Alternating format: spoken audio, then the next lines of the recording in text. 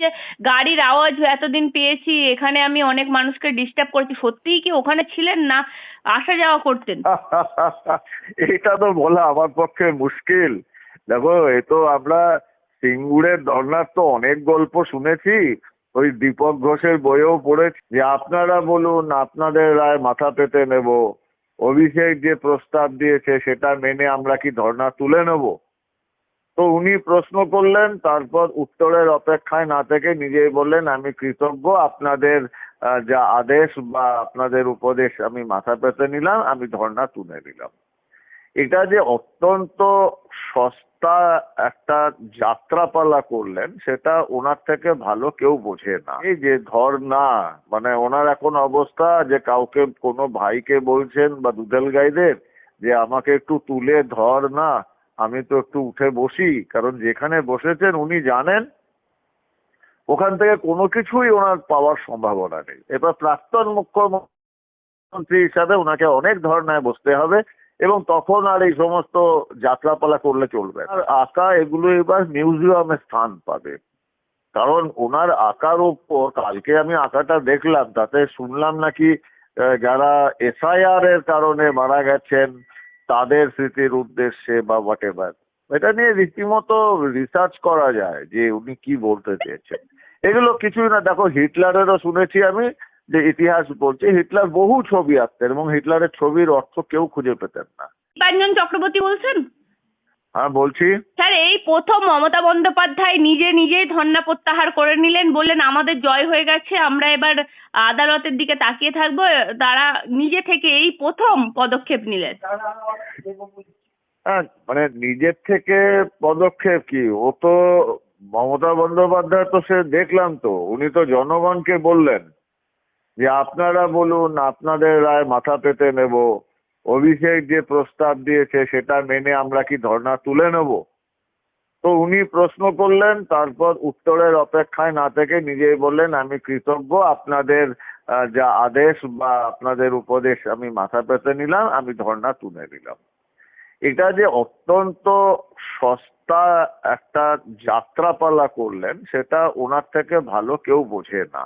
আমি তোমার চ্যানেলেই বলেছিলাম কয়েকদিন আগেই যে ধর্ণা, মানে ওনার এখন অবস্থা যে কাউকে, কোনো ভাইকে বলছেন বা দুধেল গাইদের যে আমাকে একটু তুলে ধর না, আমি তো একটু উঠে বসি, কারণ যেখানে বসেছেন উনি জানেন ওখান থেকে কোনো কিছুই ওনার পাওয়ার সম্ভাবনা নেই।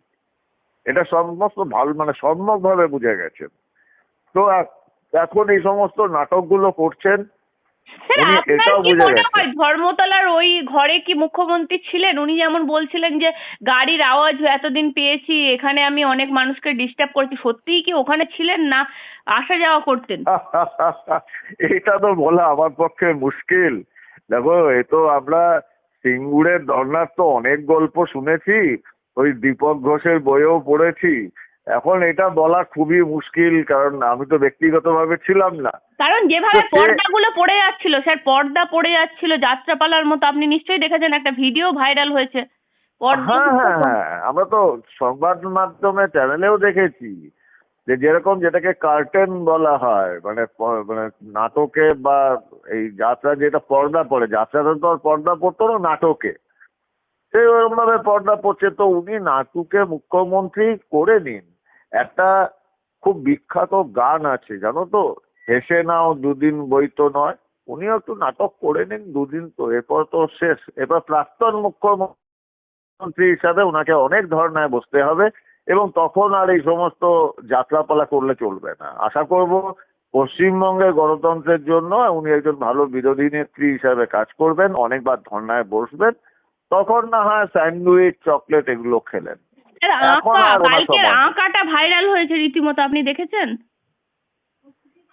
এখন ওনার কবিতা, ওনার আঁকা এগুলো এবার মিউজিয়ামে স্থান পাবে, কারণ ওনার আঁকার উপর কালকে আমি আঁকাটা দেখলাম, তাতে শুনলাম নাকি যারা এসআইআর এর কারণে মারা গেছেন তাদের স্মৃতির উদ্দেশ্যে বা হোয়াট এভার, এটা নিয়ে রীতিমতো রিসার্চ করা যায় যে উনি কি বলতে চেয়েছেন। এগুলো কিছুই না। দেখো, হিটলারেরও শুনেছি আমি যে ইতিহাস বলছে হিটলার বহু ছবি আঁকতেন এবং হিটলারের ছবির অর্থ কেউ খুঁজে পেতেন না। যারা স্বৈরতন্ত্রী হয় তাদের মনের তল খুঁজে পাওয়া সাধারণ মানুষের কাজ নয়।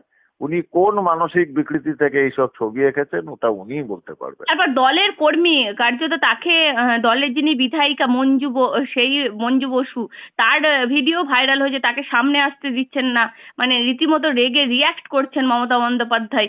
সেই ছবিও ভাইরাল। মানে উনি যে কি ওনার দলের কর্মীদের উদ্দেশ্যে কি করেন, পুরনো কর্মীদেরকে কিরকম দেখেন, সেটাও কিন্তু স্যার দেখা গেছে। না আপনি না, এটা দেখেছেন আমিও নিশ্চয়ই ভিডিও। দেখো আমিও দেখেছি, এবং এগুলোতে না পরিষ্কার তুমি যদি খুব খুঁটিয়ে লক্ষ্য করো, যেটা আমরা বলি শারীরিক ভাষা বা বডি ল্যাঙ্গুয়েজ, সেটা বোঝা যাচ্ছে চরম হতাশাগ্রস্ত আতঙ্কিত একজন মানুষের এইরকমই বডি ল্যাঙ্গুয়েজ হয় আর হওয়া উচিত। তো বোঝা যাচ্ছে যে হতাশার কারণটা কোথায়, আতঙ্কের কারণটা কোথায়। তো যেটাকে ইংরেজিতে বলা হয় না welcome to the world of cricket, সেরকম ওনাকেও বলছি welcome to the world of law. আইনের রাস্তায় এবার ওনাকে প্রবেশ করতেই হবে। স্যার, ইতিমধ্যে 10 লক্ষ হয়েছে, তারপরে এখনো বাকি। তাহলে কি মনে হচ্ছে স্যার, নির্বাচন ঘোষণা 15 তারিখ যা শোনা যাচ্ছে, তার আগে কি হবে, না রাষ্ট্রপতি শাসনের দিকে যাচ্ছে রাজ্য, কি মনে হচ্ছে? দেখো, প্রথমত আমি এটা বলি যে মুখ্য নির্বাচন কমিশনার উনি কিন্তু আমার থেকে হাজার হাজার গুণ বেশি যোগ্য, দক্ষ, অভিজ্ঞ সিদ্ধান্ত নেওয়ার জন্য। আমি একজন সাধারণ মানুষ হিসাবে কতটুকু কি বলতে পারি, কিন্তু 10 লক্ষ পশুর হিসাবে ছিল, যেটা ওনাকে মুখ্য নির্বাচন কমিশনারকে কালকে বলা হয়েছে। তো আবার 24 ঘন্টা চলে গেছে, তো আই এম শিওর এটা অনেকটাই বেড়েছে। দ্বিতীয়ত যেটা কিন্তু আগেও বলেছিলেন যে প্রথম পর্যায়ের যে নির্বাচন তার মনোনয়নপত্র ফাইনাল যেদিন সাবমিশন হবে সেই দিন অবধি এই প্রসেসটা চলবে এডুকেশনের, এবং তারপরে ফাইনাল লিস্টটা বেরোবে। তো আমার তো এখন অবধি দৃঢ় বিশ্বাস যে কেন্দ্রীয় নির্বাচন কমিশন তারা চাইবে না যে পশ্চিমবঙ্গে রাষ্ট্রপতি শাসন জারি হোক। এখন ওটাই যে ম্যানেজ করতে গেলে তোমাকে 2 দফায় করতে হবে, বা ম্যাক্সিমাম খুব বেশি হলে 3 দফায় করতে হবে নির্বাচন। তো সেটা ব্যবস্থা করছেন নিশ্চয়ই কেন্দ্রীয় স্বরাষ্ট্র মন্ত্রক, যথাযোগ্য পরিমাণে কেন্দ্রীয় বাহিনী দেবেন এবং কেন্দ্রীয় কাল কি নির্বাচন সুপ্রিম কমিশন কোর্টে ব্যবহার। অভিষেক বন্দ্যোপাধ্যায় জয় জয়কার হয়েছে, যেভাবে মমতা বন্দ্যোপাধ্যায় অভিষেক বন্দ্যোপাধ্যায় বলছে?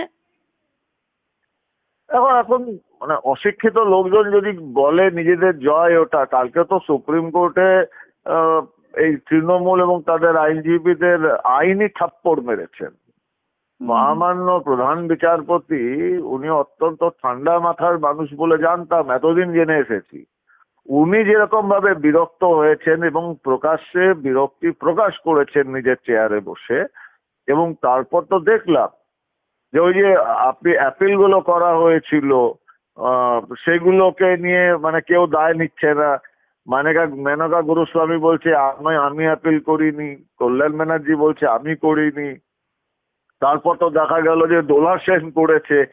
এগুলোকে জয় বলবো, বললাম তো এরা এখন এত নির্লজ্জ হয়ে গেছে যে এখন এরা ওই রকম ওই উট পাখি যেমন বলে না, বালির মধ্যে মুখ ঢুকিয়ে বলে যে পৃথিবীতে আমি নিরাপদ, এরা এখন ওইরকম বালির মধ্যে মুখ মানে ঢুকিয়ে আছে। 26-এ পতন নিশ্চিত আপনি বলছেন?